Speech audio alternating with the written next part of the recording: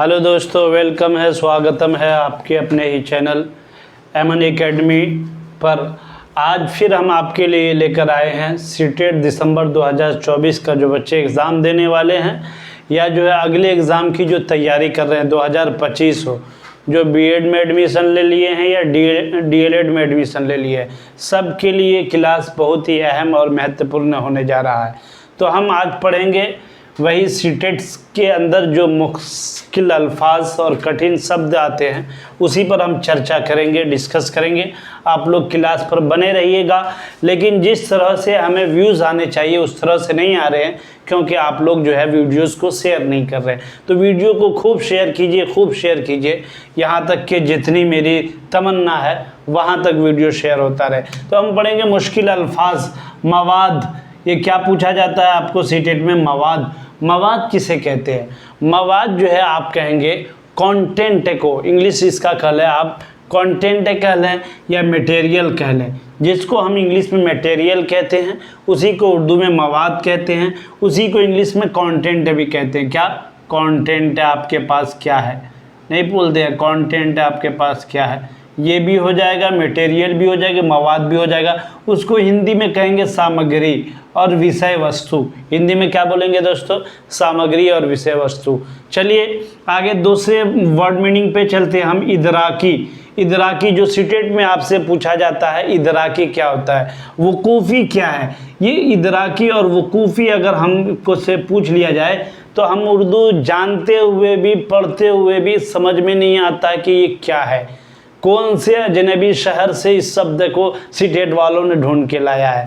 तो हम बताते हैं आपको, ये इदराक, असल इदराकी जो है असल इदराक से है। ये इदराक का मीनिंग असल होता है समझ, फहम, अंडरस्टैंडिंग, उसी को कहते हैं इदराक उर्दू में। वकूफ़ी भी उसी को कहते हैं। उस वकूफ़ का असल मतलब आता है ठहराव। तो जो बच्चे का समझ बेहतर रहेगा तो वो किसी भी आंसर पर आसानी से पहुंच सकता है और ठहराव के साथ वो जवाब दे सकता है। तो वही है इदराकी, ये इसका मतलब समझबूझ। वकूफ़ी उसी मीनिंग में है और उसी को हम कहते हैं इंग्लिश में अंडरस्टैंडिंग, अवेयरनेस। या तो कह लीजिए अंडरस्टैंडिंग या कह लीजिए वकूफ़ी को अवेयरनेस। कितना अवेयरनेस है बच्चे के अंदर, कितना अंडरस्टैंडिंग है, उसी को कहते हैं हिंदी में संज्ञानात्मक। ये सवाल बार बार सीडी में पूछा जाता है, संज्ञानात्मक। अरे भाई पता चल रहा है ये संज्ञानात्मक कहाँ से लेकर के आया? What is this?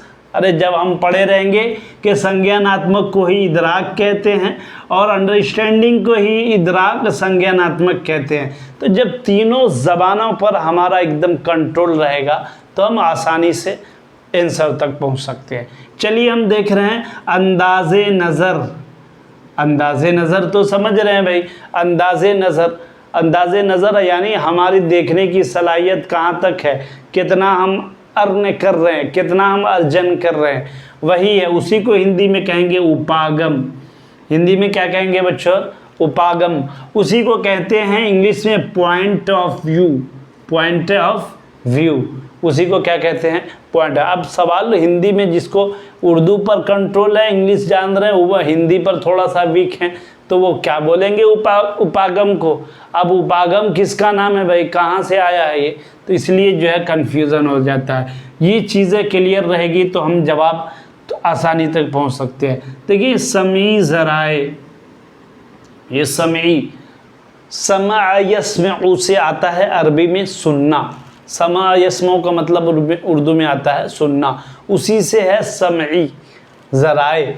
और ज़राए का मतलब वही चीज़ जो हमारे पास चीज़ें मौजूद है, सुनने के आलात जो हैं, जैसे ऑडियो हो गया, ऑडियो रिकॉर्डर हो गया, ऑडियो जो है मोबाइल से जो ऑडियो रिकॉर्ड करते हैं, उसी तरह ऑडियो बुक भी आता है आजकल मोबाइलों के अंदर, या वीडियो हो गया, ये सारी चीज़ें इसको हम सुनते हैं। वीडियो वो चीज़ है जिसमें सुनते भी है, देखते भी है, लेकिन ऑडियो में हम सिर्फ सुन सकते हैं। तो ये समई ज़राए में क्या आता है, ऑडियो आ जाएगा आपको। ऑडियो से जितने रिलेटेड जितने मटेरियल्स हैं सब समई ज़राए के अंदर आता है।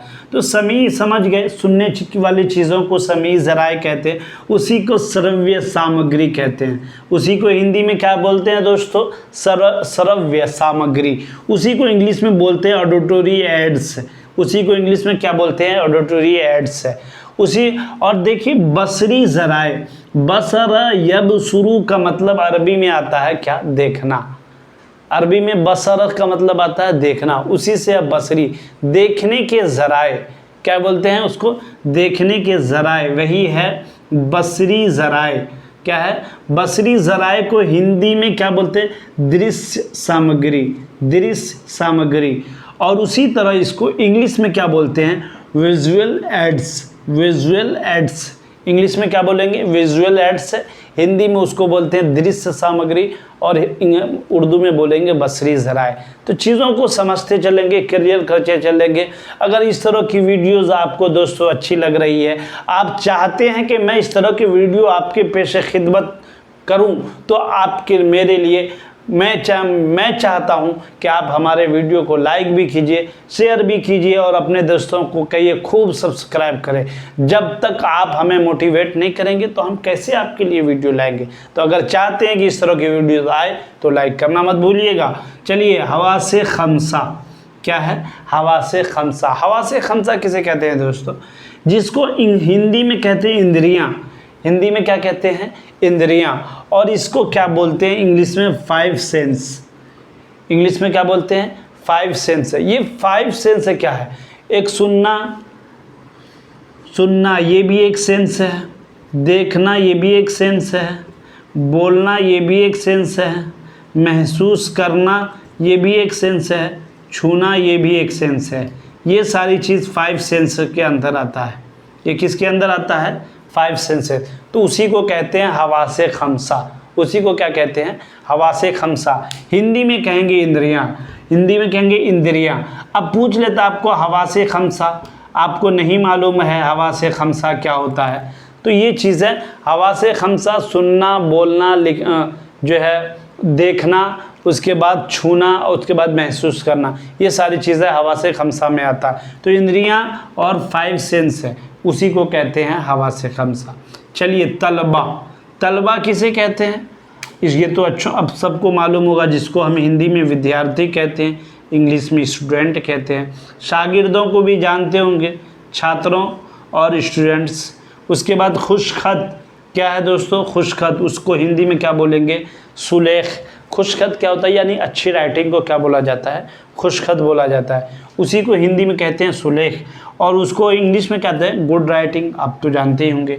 तदरीस, तदरीस का मतलब इससे पहले भी बताया हूँ, पढ़ाना। तदरीस का क्या मतलब है, पढ़ाना। अध्यापन, उसी को हिंदी में कहते हैं अध्यापन, उसी को इंग्लिश में कहते हैं टीचिंग। ये सारी चीज़ें पहले भी रिवाइज हो रही है। चलिए, इंतखाब, इसको क्या बोलते हैं, इंतखाब। इंतखाब किसको कहते हैं, चयन और चुनाव, चयन और चुनाव। उसी को कहते हैं इंग्लिश में सिलेक्शन। इंग्लिश में क्या कहते हैं, सिलेक्शन। तो वो वर्ड्स जो आपको सीटेट में सही जवाब तक पहुंचने में मुश्किल करता है, तो मैं आपके लिए लाया हूं ताकि आप सही जवाब तक पहुंच करके राइट आंसर लगाएं। तो इसी से रिलेटेड, यानी आपके लिए जो क्वेश्चन से प्रीवियस 2024 में जनवरी में पूछा गया था, कुछ सवाल भी लेकर के आया हूं, देख लीजिए ताकि आपको सवाल समझने में दिक्कत ना हो। तो सवाल नंबर 1 है, उस्ताद 5वीं जमात के तलबा को कुछ काम, कुछ लिखने का काम देना चाहता है, उस्ताद को सबसे ज़्यादा तवज्जो किस पर देनी चाहिए। क्या सवाल को फिर एक बार हम रिवाइज कर लेते हैं। उस्ताद 5वीं जमात के तलबा को कुछ काम, कुछ लिखने का काम देना चाहता है, उस्ताद को सबसे ज़्यादा तवज्जो किस बात पर देनी चाहिए। तो सब ऑप्शन 1 है आमोज़गार की खुशखत तहरीर पर, नंबर 2 मवाद की सेहत पर, नंबर 3 मवाद की रवानी पर, नंबर 4 सेहत और रवानी दोनों पर। तो राइट आंसर क्या हो जाएगा। अब इससे पहले हम आमोज़गार की खुशखत। मैं इससे पहले बताया था कि आमोजगार, क्या बताया था? आमोजगार किसको कहते हैं? सिखाने वाले को कहते हैं। आमोजगार किसको कहते हैं? सिखाने वाले को। लेकिन दोस्तों यहाँ पे तो आमोजगार का मीनिंग बच्चों के लिए लिया गया, तलबा के लिए, तो वही है। सियाक व सबाक से कभी कभी मीनिंग बदल जाया करता। अगर लोगत में अगर देखेंगे हम तो आमोजगार किससे निकला? तो आमोख्तन से निकला। आमोख्तन कहती हैं, आमोख्तन से आमोजगार निकला, इसीलिए आमोजगार कहते हैं उस्ताज को।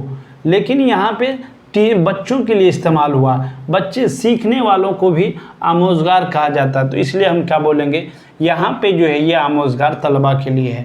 तो देखिए असल इस पर चलते हम लोग। उस्ताद 5वीं जमात के तलबा को कुछ काम लिखने या काम देना चाहता। उस्ताद को सबसे ज़्यादा तवज्जो किस बात पर देनी है? आमोजगार के खुश, यानी अच्छी राइटिंग की उतनी ज़रूरत नहीं है। मवाद की सेहत पर यह भी ज़रूरत नहीं है। मवाद की रवानी पर यह भी ज़रूरत नहीं। तो 50,000 सेहत और रवानी दोनों पर, ये इसका राइट आंसर हो जाएगा, सेहत और रवानी दोनों पर। तो ऑप्शन नंबर 4 इसका राइट आंसर हो जाएगा।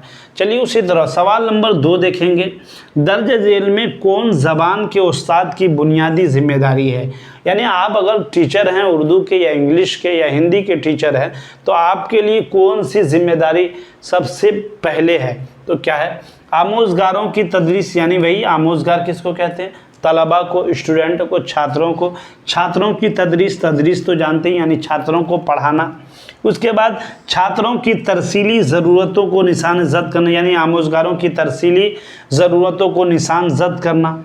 तरसील का मतलब इससे पहले बताया था, वो सारी चीज़ें, वो सारी सामग्री जिससे बच्चा ज़बान को सीखना चाहता है और सीखने में उसके मुआविन होता है, मददगार होता है, उन सारी चीज़ों को हम तरसीली बोलते हैं। तो क्या है? देखिए नंबर 3 देखेंगे। तदरीस के लिए मुनासिब व मौजू मवाद का इंतखाब करना। आमोजगारों का मुख्तलिफ क्लास में ग्रुप बनाना। तो इन चारों ऑप्शनों में से क्या होगा? एक बार सवाल फिर देख लीजिए। कौन ज़बान के उस्ताद की बुनियादी जिम्मेदारी? आमोजगारों की तदरीस, ये तो होता है ये क्लास में, आमोजगारों को पढ़ाया ही जाता है छात्रों को, तो ये ऑप्शन है। आमोजगारों की तरसीली ज़रूरतों को निशानजद करना, ये राइट आंसर हो जाएगा। तरसीली ज़रूरतों, ये भी कम जा मवाद मुनासिब मौजू और मवाद का इंतखाब करके दे देंगे लेकिन बच्चे पढ़ेंगे नहीं। आमोजगारों का मुख्तलिफ क्लास में ग्रुप बनाना, ग्रुप तो बना देंगे लेकिन वो सीखेंगे नहीं। तो ज़बान सीखने के लिए जो बच्चों आमोजगारों की तरसीली ज़रूरत को निशानजद करना ज़रूरी है। बच्चे घर में कैसे ज़बान को सीखते हैं, क्लासरूम में कौन कौन सी चीज़ हम उसको प्रोवाइड कराएंगे, किस किस तरह से देंगे कि वो कौन सी कहानियाँ सुनाएंगे, उसको बोलने के लिए कहेंगे और ग्रुप बना देंगे, वो सारी चीज़ें तरसील में आता है। कहानी की किताब दे देंगे, कुछ स्टोरीज़ उसको सुनाने के लिए कहेंगे, ये और कोई एक्टिंग के ज़रिए उसको कुछ करने के लिए कहेंगे। ये सब किस में आता है? तरसीली ज़रूरतों में आता है। तो इसलिए जो इसका ऑप्शन राइट आंसर 2 हो जाएगा।